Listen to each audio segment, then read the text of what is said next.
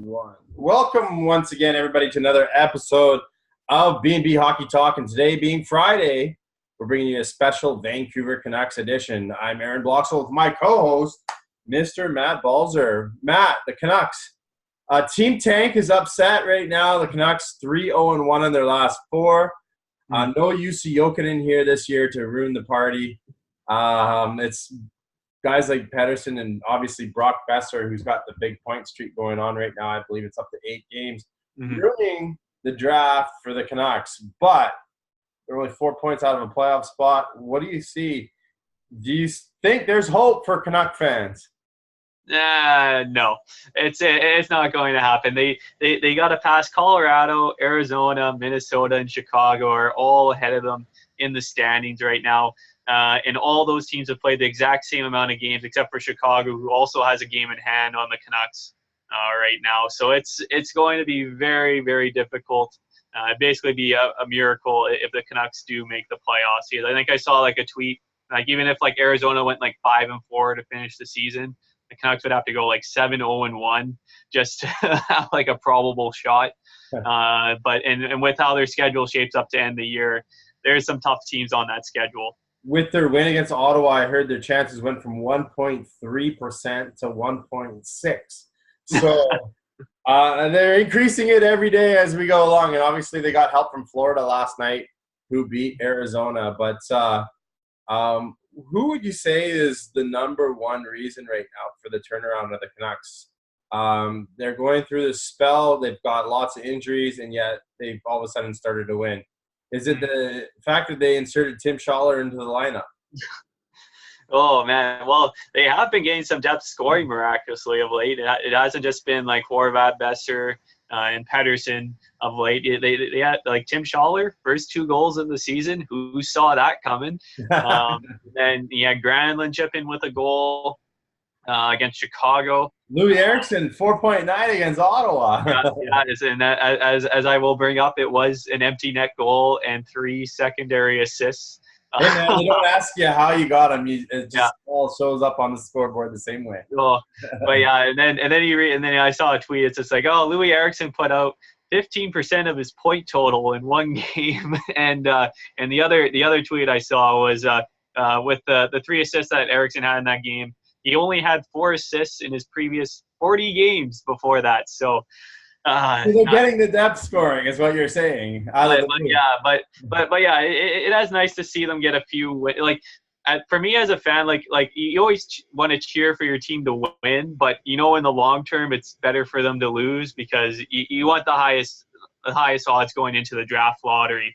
Going into April, so that is the difficult balance, and especially if they're going to keep playing Markstrom as well, who keeps standing on his head, like that game against Dallas where I think he made another 40+ save game, and then and thankfully Demko finally got in a game against Chicago, and he played really well in that game. Thankfully, Alex Edler did not ruin that game with gloving that puck past Demko late in that game. But then again, Edler made the nice move in overtime to set up Horvat. And Horvat's been great of late. He set a career high in goals. He's up to 27. He's at a career high in points and 57 points. And with Horvat, he's progressively gotten better and better each season. He hasn't had a regression in any of his years so far in NHL, which is great to see. And also, his face-offs are unreal right now as well. Yeah, I saw he's at I wrote that down actually. He's at 53.6%, while averaging just under 21 minutes of ice time a game, which is crazy. That's sort of like around like the Alexander Barkov numbers per game. Minus Barkov's better offensively than Horvat, but if you want to go look at the two-way play, that is very impressive. And to do that without having like any like bona fide like top 6 wingers playing with them all season, like Berchi would be like the only guy you could really say when healthy, because since Besser's been playing with Pedersen, he hasn't really had anybody. And speaking of Berchi, he could be back in the lineup tomorrow, which will be good to see. But that's another thing with all the concussions that he's had. You don't know how long he'll be in the lineup or long term if he'll even be on the roster or if he'll have to end his career early. Well, I think Travis Green likes Tanner Pearson on that line with Bo Horvat. A bigger body that can get in there quick. Obviously great speed. That's what I've seen from him. But going back to your Demko and Markstrom comment, they've both been playing well. But surprisingly, the 6 defensemen that they've been using lately, on paper, it doesn't look like much, but they're getting the job done. Alex Biega averaging like 24, 25 minutes a night the last 3-4 games. Surprisingly, he's been playing well. Stetcher's been playing fantastic. And obviously the return of Alex Edler's come back. But the other 3, Schottner, Brisebois, and Luke Shen, have been pulling their weight. Shen is getting the job done by they're all just getting the job done by keeping it simple. And it's been surprising. It's been refreshing. Yeah. The big thing, that, as the saying goes, is getting drunk on Biega with with the way he plays. But in his last 21 games, he has 2 goals and 10 points. So basically a half a point a game, which is crazy to think. So I wouldn't mind the Canucks bringing him back as like the 7th defenseman next year. And Ashton Sautner, I've really liked his game. Very, very simple, stay at home, but he moves the puck. He doesn't panic. Same with like Luke Shen, because that was like the biggest thing with Derek Pouliot. Like as soon as he got like a little bit of pressure on him, he'd panic and then he'd turn over the puck because he couldn't make any plays under duress. But those guys, it's just like if a guy comes down, they can make like the simple little move and make that breakout pass or get the puck out of the zone without either icing the puck or having the puck end up in the back of their net, which is great to see. Yeah, and I think they've been very calm in their own end, which is nice. Brisebois, I'm not sold on yet. And I would expect him to be the one that comes out of the lineup if and when either Ben Hutton's ready to go or Quinn Hughes is ready to go. And an update on Quinn Hughes. So he had his second CT scan today, and the results came back negative again. So it's just a bruised foot. He will not play over the weekend. Though he has been cleared for skating now. The possible target is possibly later this coming week, so possibly Thursday is what I've heard floated out there. And Hutton, I saw like a tweet 2 days ago. He is expected to start skating soon, but other than that, it's been pretty quiet on the Hutton front. But Quinn Hughes is the big thing that everybody's wondering if he'll get into some games before the end of the year. And my big thing is like if he's 100%, get him in the lineup. But if there's any chance that he's not 100%, don't risk it. It's not worth getting him injured again, especially with a foot injury. We have enough of those in Vancouver right now. But yeah. I'd say get him into a few practices first, let him test it out, and that's going to take a little bit. Other injuries other news on the injury front. Ryan Spooner. He's back. He's been a healthy scratch the last couple of games because they keep going with the same lineup that's winning. Nikolai Goldobin, not Alex. Nikolai Goldobin he's also been a healthy scratch the last 3 games. Do you think the Canucks are done with those 2, or do you think Spooner may be around next year? Because I don't see Goldobin getting back into this lineup anytime soon. Yeah. Like Spooner, I think like he still has a year left on his contract, but I think he could be like a Sam Gagner situation where they might bury him in the minors if they can't trade him or something in the off season. And then to go with Goldobin, man, it's very interesting because it's talk about a guy that hasn't been talked enough more or hasn't been talked about more this year on his play. I think he might get traded this offseason. It is difficult because it's just like I thought he had been playing better somewhat defensively. Like we saw him willingly go down to block pucks. I forget, it might have been the New Jersey game or something where he had like that odd shot block attempt where he almost blocked him with his face. yeah, which I'm just like, hey, it's like, well, whatever it takes. It might really hurt if that does hit you in the wrong spot, but. And he had been getting in on the forecheck a lot better too. But the thing is like he still hasn't been putting up many goals or points. Like I think what Green put up is like he only had 2 goals and 4 points in his last 23 games. But it's like as I said, it's just like there hasn't been many Canucks that you can say either have been as good as that either. Because like if you look at Tyler Mott, like sure he had the 2 goals against New Jersey, but those were his only points since like the beginning of the February where he had the goal against Colorado and stuff like that. So it's very frustrating because I am a big fan of Nikolai Goldobin, but I'm just not sure with the way Travis Green and his system goes, if he'll be a fit long term here. But yeah, it's like I still think there is a spot, but with some of the defensive lapses and stuff, it's really difficult to see. But then again, you got the Jake Virtanen situation where Green was able to work with him, and look where he is now, and he's been trusted throughout the year, even playing towards the end of games and stuff, which is really nice to see from the past couple of years. You have some updates as well on some prospects. I mean, we have, and we talked about it briefly on Monday, but the Canucks did sign Jet Wu to an entry-level contract. But you have lots of other announcements as well. Why don't you go through some of those? Yeah. So with all the seasons coming to an end in college and the CHL and all that, so all the playoffs are starting to come out. So all the season recognitions have been come out. Jet Wu was named WHL second All-Star team.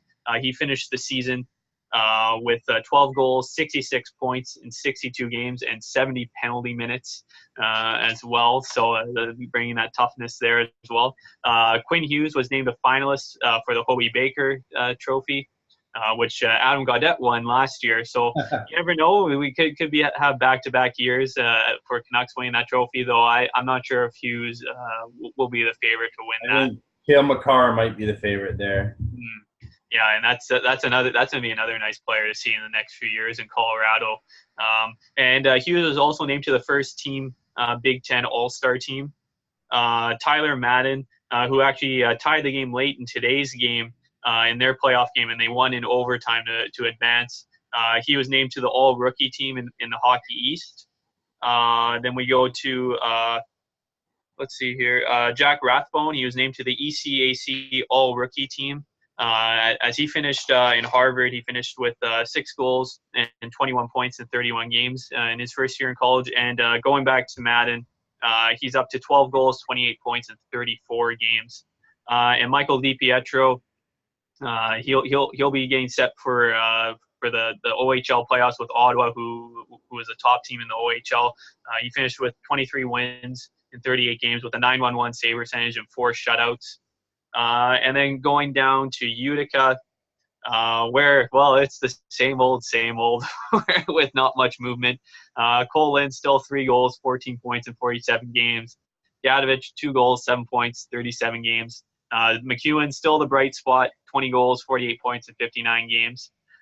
Those are the big things there. And the one Canuck prospect, Matt Broussard, the Canucks announced that they will not sign him to an entry-level deal.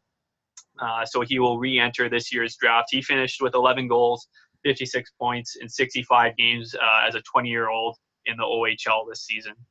I think people got to remember that, I've seen guys in WHL, OHL, et cetera, gets, 50, 60 goals before and not even make an AHL club and have to play in the East Coast Hockey League. So it is a big step for some players, some more than others. Some make it a natural adjustment. Some just have a hard time. And I think, let's guys like Cole Lind and Jonah Gadjevich, let's give them another year. See what happens. Hopefully they can make use of their time down there next year and can start improving. And you look at a lot of guys like in Nashville as an example, Roman Josi, Shea Weber, a lot of those kind of players had to play 2 years in the AHL before making their NHL debut. So another year of seasoning won't hurt some of these players, definitely. I mean, in my opinion, the AHL is the second best league in the world. I do believe it is better than the KHL. But speaking of the KHL, we have are we going to ever see the big beast, Nikita Tryamkin, back in the Canucks lineup? Do you think we might see him next year, or what's the latest on him? Yeah. So he still has 1 year left on his deal in the KHL, but his agent was on, I believe, Sportsnet 650 today, and they are still open to coming back to the NHL. Apparently, Jim Benning's in contact with them every few weeks, every few months. So and I believe his Instagram profile picture is still him in a Canucks jersey. So there is still that. Well, and he still comments on a lot of the Canucks social media posts. So yeah. So I would still be open to bringing him back, because like the one thing that I hated was how Willie Desjardins used him. It's just like he was on the bottom pairing. We're getting healthy scratched while we had a bunch of like AHL guys and other guys just like, and then up front he's had like the famous Jason Magna, Michael Chaput, and all those guys up front, and somehow he couldn't get consistent ice time. So I'm hoping with a new regime, especially with Travis Green, and hopefully they can repair like the relationship with Jim Benning, hopefully, and because I'd like to see him back on the back end, because like a defenseman that's 6'8" and a guy that can skate at that size, I really like. And as long as they don't force him like into like, oh, you got to be like this really super tough guy as well and stuff like that. Just let him play his game and stuff, and hopefully he can come back and pick up where he left off. And in like 3 years away from the NHL, you'll be more mature as well. So hopefully I'd love to see him come back in 2 years from now. Well, this weekend, obviously, huge importance for the Canucks if they're going to make a playoff push. They got the Calgary Flames tomorrow night, the Columbus Blue Jackets on Sunday. Why don't I let you leave it with the final word before we end today's show? All right. So the Canucks power play has scored in 3 straight games, which is really nice. And I think they've made a couple adjustments. But the one thing that I read on The Athletic on Tuesday, Harman Dial, he's known as Boy Genius because he is just a teenager, right, for The Athletic. But he had a great thing on the Canucks power play.